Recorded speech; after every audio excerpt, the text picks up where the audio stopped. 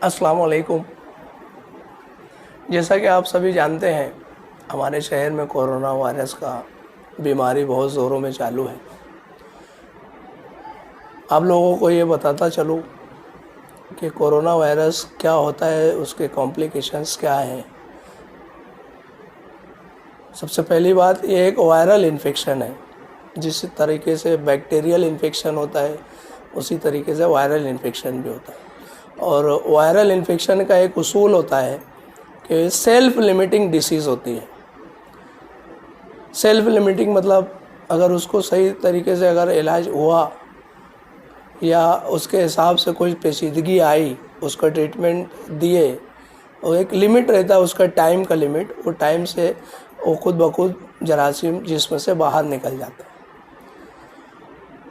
Corona virus एक ऐसा मर्ज़ है जिसमें तमाम वो चीज़ें जैसे फ्लू, सर्दी, ज़ुकाम, बुखार, खांसी वगैरह ये सब होती है। बर वक्त इलाज किए तो ट्रीटमेंट है उसका। एंटीवायरल ट्रीटमेंट तो नहीं है, लेकिन उसकी पेचीदगियों का इलाज है। एक सर्वे के मुताबिक 100 में से 80%, 40% तक पेशेंट खुद ब खुद अच्छे हो जाते हैं। रहा सवाल ऊपर के जो 16% हैं, उसमें से भी 12% तकरीबन अगर सही वक्त पे तिब्बी इमदाद मिल जाए तो वो भी ठीक हो जाते हैं। बाकी 4% ऐसे हैं जो उसकी पेचीदगियों की वजह से इंटरवेन होते हैं, बहुत ज़्यादा पेचीदगी होती है तो वेंटिलेटर वगैरह लगता है, वो उसका क्रिटिकल केसेस में शुमार होता है। 80 से 84% लोग सेल्फ लिमिटिंग डिसीज़ की वजह से खुद ब खुद अच्छे हो जाते हैं। 12% लोग तिब्बी इमदाद की वजह से ठीक हो जाते हैं। 4% लोग क्रिटिकल केसेस में जाते हैं और 3 से 4% अमवात, शरह अमवात इसमें होती है। शहर भर में ये खौफ बहुत ज़्यादा है कि यार इसका कोई इलाज नहीं है। हाँ, इसका कोई इलाज नहीं है, लेकिन उसकी पेचीदगियाँ जो होती है, उसकी वजह से जो मौत होती है, उसका इलाज है। कॉरपोरेशन और हिंदुस्तानी गवर्नमेंट उसका हत्तल इम्कान कोशिश कर रही है कि तमाम शहरियों को बर वक्त तिब्बी इमदाद मिले। हमारे शहर में भी उसकी तमाम तर सहूलियात कॉरपोरेशन और नए कमिश्नर साहब, आशिया साहब आए हैं, वो अच्छे इक़दामात उठा रहे हैं। आवाम में ये मैसेज जाना बहुत ज़रूरी है। लोग मामूली सर्दी, ज़ुकाम, बुखार को भी कोरोना से ही ताबीर कर रहे हैं, ऐसा नहीं है। हाँ, लेकिन उसको लाइट भी नहीं लेना चाहिए। अगर आपको किसी को सर्दी, ज़ुकाम, बुखार, फ्लू जैसा सिंड्रोम लग रहा है तो आप किसी से भी मशवरा करके जहाँ जहाँ उसके सेंटर्स बने उनको बताएं। उनको ज़रूरत पड़ेगी तो आपको ट्रीटमेंट देंगे, और अगर ज़रूरत पड़ी तो टेस्ट करेंगे। उसमें कुछ पॉजिटिव आएंगे तो उनको आइसोलेट करेंगे, पॉजिटिव नहीं आएंगे तो घर छोड़ देंगे। रहा सवाल मालेगांव में अभी जितने भी बीमारी से मुतासिर मरीज़ हैं, उन लोगों को अल्हम्दुलिल्लाह काफ़ी ज़्यादा पेचीदगी किसी को भी नहीं है। इस बीमारी से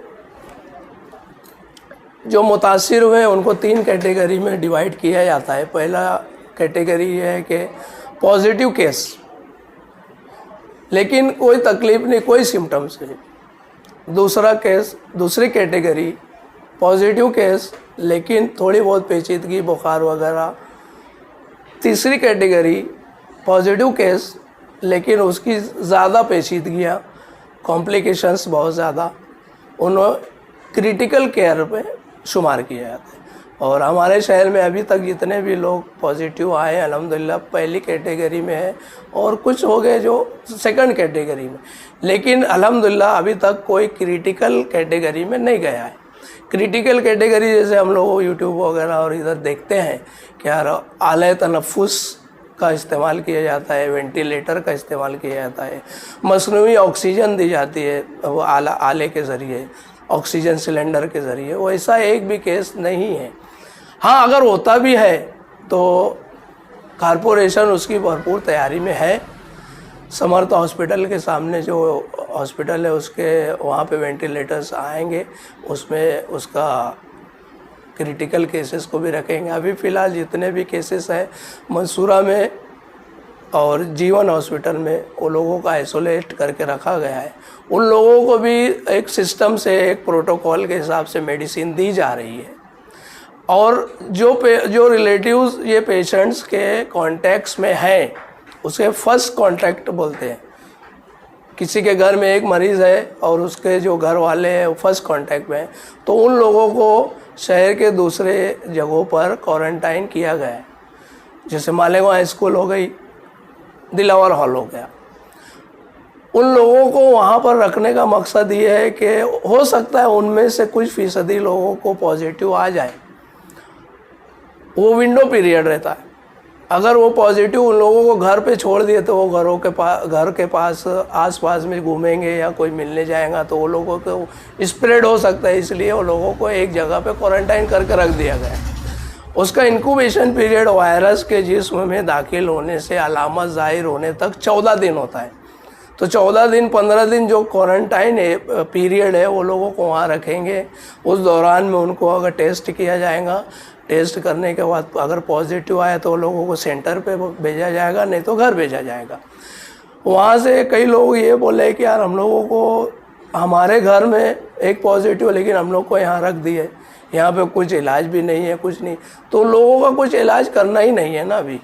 अभी वो लोग विंडो पीरियड में है, अभी यही नहीं है कि पॉजिटिव है या नहीं है, इसलिए वो लोग फर्स्ट कांटेक्ट पेशेंट से हुआ, पेशेंट से इनको होने के चांसेस ज़्यादा है बनिस्बत दूसरी आवाम के, इसके लिए वो लोगों को वहाँ पे क्वारंटाइन किया गया। 15 दिन के पीरियड में उसकी अलामत ज़ाहिर होती है। अगर कुछ होता है उनको पॉजिटिव आता है तो फिर ट्रीटमेंट देंगे। आम लोग यही घबराए हुए हैं कि यार मेरे रिश्तेदार को वहाँ जमा कर दिए, दिलावर हॉल में है, वहाँ पर है, मालेगांव हाई स्कूल में, तो घबराने की ऐसी कोई बात नहीं है। हाँ, लेकिन अगर ये लोगों को क्वारंटाइन नहीं करते, हम लोग एहतियात नहीं करें, घर के बाहर निकले, पब्लिक जमा करके रखे, बहुत ज़्यादा भीड़ भाड़ जमा करके रखे, तो सामने वाले को पॉजिटिव है या नहीं है या वो कैरियर स्टेट पे है वो कुछ नहीं मालूम, उससे हम लोग को कांटेक्ट हो गया, हम बहुत जल्दी स्प्रेड हो जाएगा। यहाँ पे बहुत गुंजान आबादी है, तो वो स्प्रेड को रोकने के लिए बहुत ज़रूरी है अपने मुंह को मास्क के ज़रिए ढाके रहें। घर के बाहर बिला ज़रूरत निकले ही ना। सब्ज़ी के लिए घर के एक फ़र्द को फिक्स कर दे, दूध के लिए वो जाए, मास्क पहन कर जाए, कपड़ा ऐसा पहन के जाए कि जो बाहर से आने के बाद बाहर ही कपड़ा उतारे, मास्क वहीं उतार के एक थैली में रख दे और वहीं से साबुन से मुंह हाथ धो के सैनिटाइज़र का इस्तेमाल करके घर में दाखिल हो। इससे ये होगा कि बाहर की जो भी जरासीम है वो घर में दाखिल नहीं होंगे। और वो उसका भी एहतियात है कि वो जब बाहर जाए तो कम से कम 3 फीट का फासला रखे, मास्क का इस्तेमाल करे, ज़्यादा भीड़ की जगह पे ना जाए, अपने आप को सेहतमंद रखें, तिब्बी उसूलों पर कारबंद रहें, ज़हनी तनाव से दूर रहें।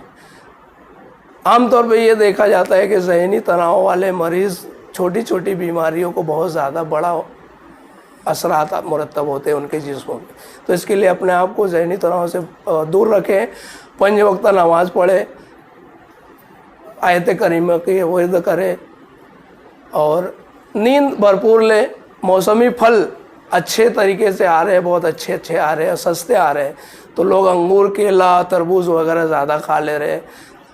ठंडा पानी गर्मियों की वजह से पी ले रहे हैं, तो उसकी वजह से भी सर्दी ज़ुकाम हो रहा, फिर ज़हनी तनाव में मुब्तला होके दूसरे से पूछ रहे मुझको भी वैसा ही अलामतें हो रही है, मुझको भी कोरोना हो गया है, ऐसा हो गया है। अभी मुझे एक दोस्त का फ़ोन आया, वो 2 दिन से घर से बाहर नहीं निकला, वो ये बोल रहा है कि यार मुझे भी वही है, सब बहुत बुखार है, ऐसा है वैसा है। मतलब ठीक है, तुम किसी और को दिखा दो जाकर, तो वो डॉक्टर जाहिद रब्बानी के पास गए, वो दिखाने के बाद। तो ऐसे ज़हनी तनाव में जो मर्ज़ नहीं भी है वो लोगों को हो जाएगा, लेकिन हमारे शहर में गुंजान आबादी होने की वजह से उसको रोकना बहुत ज़रूरी है। आवाम WHO के गाइडलाइन पर अमल करे, यही बोलना है मुझे। इंशाअल्लाह तमाम उसूलों पर कारबंद रहते हुए हम इस बीमारी से ज़रूर निबर्द आज़मा होकर कामयाब निकलेंगे इंशाअल्लाह। अल्लाह की ज़ात से बहुत बहुत बहुत उम्मीद है। खुदा हाफिज़।